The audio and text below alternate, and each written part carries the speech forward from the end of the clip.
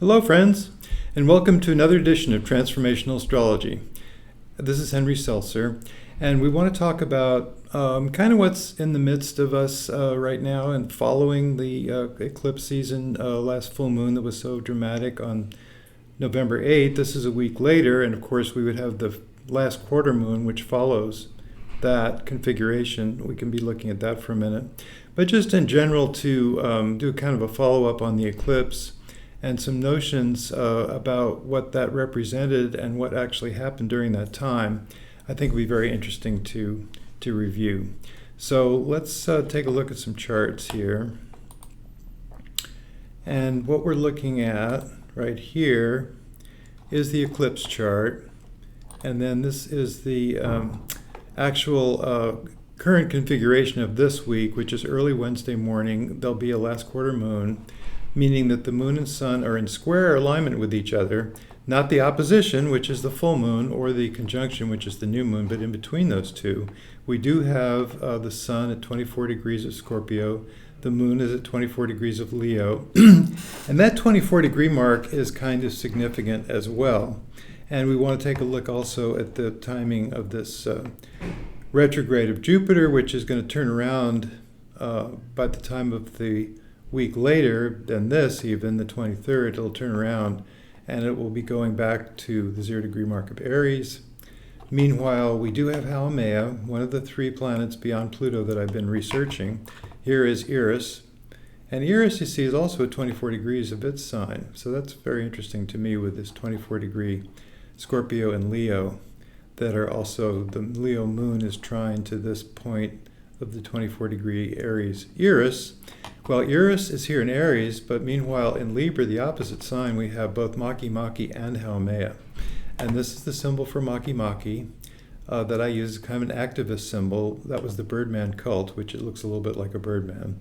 In Rapa Nui people, Polynesian gods and goddesses that are represented by these two, also officially named dwarf planets, which is my reason for considering them more interesting than some of the other candidates out there, because these have been officially recognized by the astronomers as planets. So to me, that's important.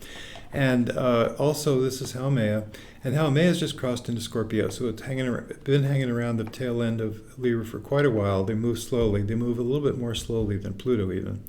And they are changing, well, the one of them is changing signs right now, with Haumea going into Scorpio. So that's very interesting to me also, is the connection between the 0 degree mark of Scorpio, of Sagittarius, where Venus has just entered Sag, and also eventually we're going to have Jupiter coming around back to 0 degrees of Aries, and that's in December. So all of this is happening right now in the sky, but let's look back for a minute. Let's look at that eclipse chart. And that would be this full moon Taurus. There we go. This chart for the actual eclipse that took place on November 8th, Election Day, and there's something that a lot of astrologers weren't speaking about, that I wasn't speaking about either, and that is, even though we talked about how Uranus and Saturn are square to each other in this chart, indicating, and they've been square to each other for a while, it's coming back now. It was at the beginning of 2021, and all through that year, and then the beginning of 2022.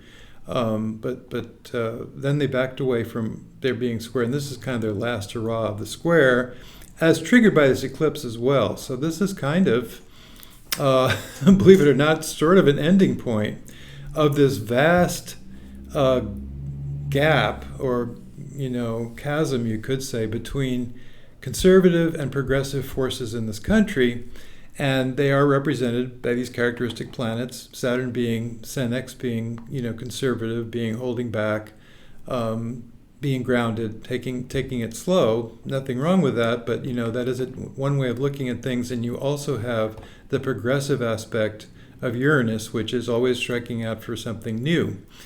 And that is the chasm that we've been seeing in the culture.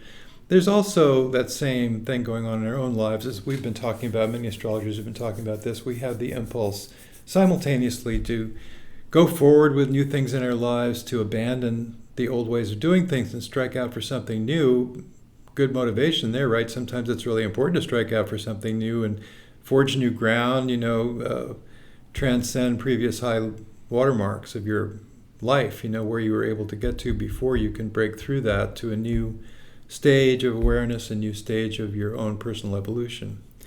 Meanwhile, Saturn holds us back. And Chiron holds us back too, because, Chiron representing our inner wounds, sometimes we don't feel like we can manage it because we do feel hesitation. We have inner complexes that come to the fore about self-worth, about how well we can handle something brand new, and we feel like staying with the comfort of the old may be the way to go. So we have these contradictory impulses simultaneously between both Saturn representing hanging on to the old way and Uranus representing the new. Well, the interesting thing about the prominence of Uranus recently, another interesting thing, is that here's the north node of the moon, which is now 3 degrees away from Uranus, but that was also why this was an eclipse, how close it is to the 16-degree mark where the moon and the sun were occupying in their relative signs of Taurus and Scorpio. At the time when this, which moves backwards, the lunar nodes move backwards through the zodiac. So at the time when that lunar node was conjunct Uranus, very interestingly, was the time when we did see a lot of progressive activity in the political spectrum. That was when, of all things, there was that big sort of a bellwether vote that took place in Kansas where they had anti-abortion on the ballot. It was enshrined in their constitution, and there was something to take that away. So in other words, to enable anti-abortion to be the law of the land instead of being freedom of choice being the law of the land. And they voted overwhelmingly, the Kansas people did, Republicans, Independents, and Democrats, and that's a red state.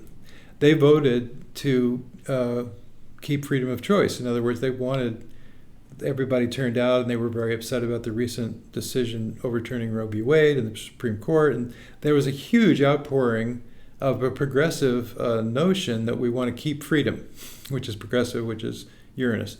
And that was at the same time, as I was saying, that Uranus and the North Node were conjunct that same week, and that was also the week when there was this breakthrough, and there was the legislative kind of triumph of the finally getting some of that legislation passed. It used to be called Build Back Better, the idea of some environmental restrictions to try to rein in fossil fuels, also drug prices, also the price of insulin, all kinds of things that were involved in that legislation, which was considered a democratic or progressive triumph, was when Uranus was so favored, being with the North Node. And what I wasn't picking up, and I think a lot of astrologers may not have been picking up, was the difference between Uranus and Saturn in this full moon eclipse configuration, which was that really, as far as the eclipse degree of 16 degrees of Scorpio, 16 degrees of Taurus, Uranus was right there on the same degree, at the eclipse degree.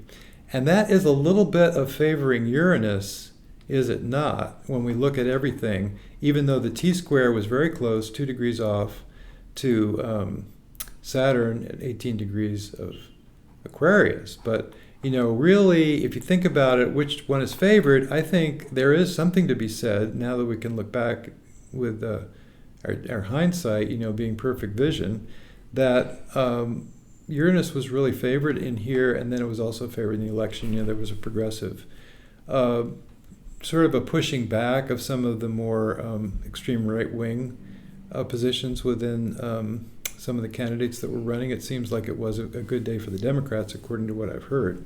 So it's very interesting to me that we can see in the sky, in the planets, at the time, that this was a progressive moment, in other words. And why?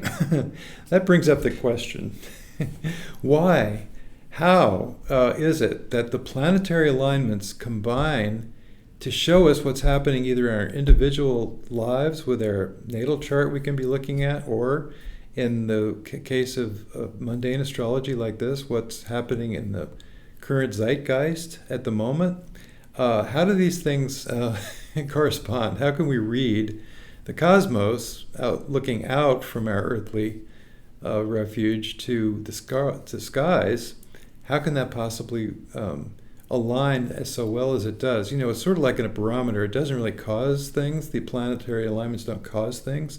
But you can read it like a barometer, just like the air pressure doesn't, that you're reading off the barometer. The barometer is not causing the weather, but it's an indication of the weather. And it is an indication of the quality of the time that we're in when we can look at these planetary alignments within our solar system from an Earth-centered perspective and really kind of read the tea leaves there and really understand. Or tarot reading, very similar. How does that happen? The cards are laid down and it tells you something, and it can be a very clear message, you know.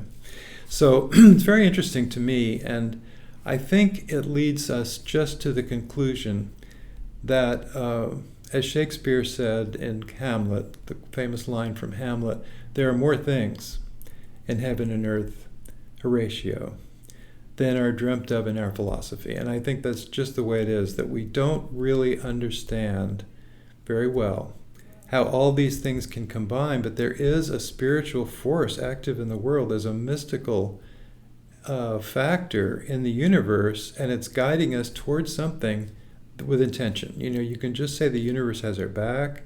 In spite of the way things seem to be working out, it can be to our advantage, in spite of what we might think. This is the process that we're in, the process of evolution, either our own personal lives or the culture itself. And we just have to ride it out, do the best we can at trying to make our voices heard in a direction that seems to make sense for us, and just put one foot ahead of the other, but have faith that the universe is really on our side.